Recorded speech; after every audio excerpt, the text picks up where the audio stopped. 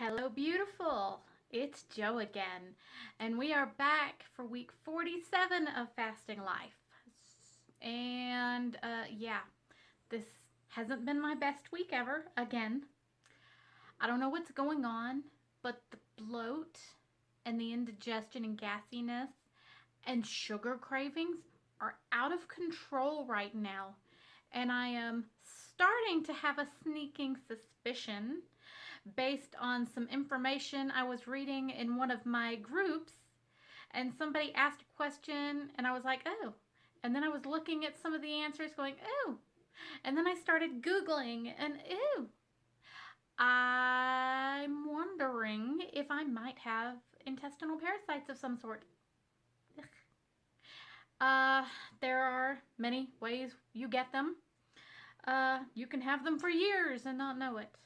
You can have had them for a much shorter time and Uh, but there are some very specific indicators that I have a lot of. Not every one, but every parasite affects you differently. For example, if you had a tapeworm, you'd be losing weight out of control because your body wasn't getting any nutrition because the tapeworm was getting it. I don't have that. But what I do have is a lot of stuff. So, yeah, first off, ways you can get parasites: contaminated food and water, undercooked meat, contaminated water again, unclean or contaminated fruits and vegetables, or from the bottom of your feet. So, basically, a lot of people get things from walking barefoot outside. That's probably not what I have because I don't do that. I got tender feet. As you might have noticed last week when I was taping my feet up just to walk so I don't get blisters, because no matter how much I walk, I get blisters. No matter how tough my feet feel like they're getting, they don't. Um, Undercooked meat, I mean, I have been eating more medium and rarer foods and meats, but that's probably not my biggest concern. If I was gonna have to guess what might happen if it's happened, it would be most likely unclean or contaminated fruits or vegetables, because I suck at remembering to wash all my fruits and veggies before I eat them. That is a naughty, naughty thing that may be coming back to bite me in the butt. Uh, I have currently been struggling in the last few weeks, especially with extreme digestion issues. I mentioned that a couple of weeks ago, but it's actually been much more long term and regularly been a problem than I've really mentioned. And we're not talking about the fasting digestive stress. We're talking about gas and bloating, especially, has been a real problem for me. I mentioned it previously, wondering if I might be finding some of the foods I was having a bad reaction to. Maybe my body didn't like corn. Maybe my body doesn't like sugar, but I'm craving sugar like ridiculously lately. I have had a struggle getting through any fasting days. Yesterday was my first proper fasting day in like a week and a half. I would try to fast. I would get through most of the day and then break down, and just the cravings would be uncontrollable, and I'd eat OMAD, or I'd wind up eating the whole day and eating garbage and sugary, donutty whatevers. And I don't know what's going on, because I may like sweets, but I don't usually have that much of a problem with those things. I can usually mind over matter it. But half of the time I was waking up hungry, and those are really hard days to get through. I mean, waking up hungry is not the norm for me, and those days are the toughest days to fast. Uh, it's one thing to get hungry as the day progresses and then it goes away. That's normal. That's not what this is. It's like constant. Um, the other thing that's happened is I'll not even be that hungry, but my brain is like latched onto some craving, and I don't know what's going on. I don't. It's not making me happy. I feel bloated, and I don't feel like the weight loss is. I mean, I know the weight loss isn't happening no matter how often people go, "Oh, Joe, you've lost more weight." No, I haven't. No, I haven't at all. But when I look down this list of symptoms of like the 10 most common ones, yeah. So, number one, unexplained constipation, diarrhea, gas, bloating, blah, blah, blah. And other symptoms of irritable bowel syndrome. Well, first off, IBS is a thing in my family, but the gas and bloating, no matter what I eat, some things, for even though I can't really narrow it down to what those things were, make it worse. But even when I haven't eaten anything and I've been in a fast, how can you still be gassy? I don't get that, but that could be a parasite symptom. Uh, Traveled internationally and got diarrhea on your trip.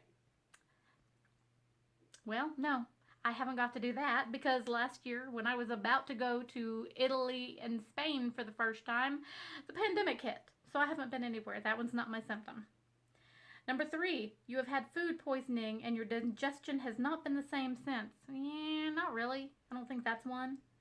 You have trouble falling asleep or you wake up multiple times during the night.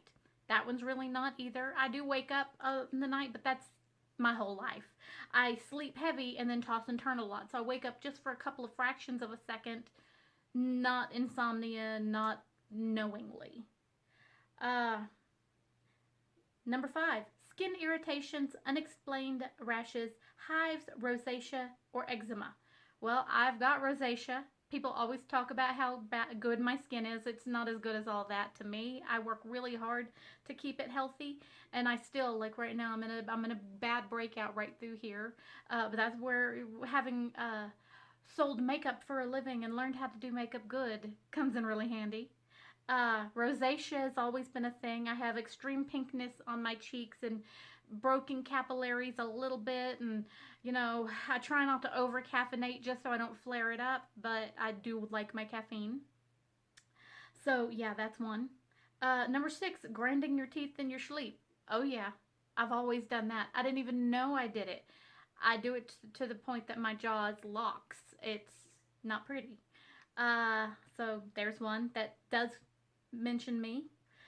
Painful, aching muscles or joints. Oh, yeah. I've pretty much attributed that to my age more than anything else. It is my birthday at the end of the week, and I turned 47. But it's uncomfortable. There's that meme that goes around with the sock monkey, and it talks about how the doctors, what is your pain level? And the monkey answers, just normal. And the doctor says 0 is the normal amount of pain. And the sock monkey goes, yeah, that's kind of me. That's me right there. I'm like, well, I mean, nothing unusual, nothing extreme, just the normal amount. Number 8, fatigue, exhaustion, mood changes, depression, or frequent feelings of apathy. Fatigue and exhaustion, yes. I struggle to get myself in the motivated frame of mind I often can get my brain wrapped around. While I don't consider myself in any way depressed, I'm way too freaking perky for that. There are definite feelings of apathy. I once again attributed that especially to wintertime because I turn into a sloth in the cold season. I'm not trying to be doing anything. I have a hard time getting out when it's cold and windy, and I don't want to.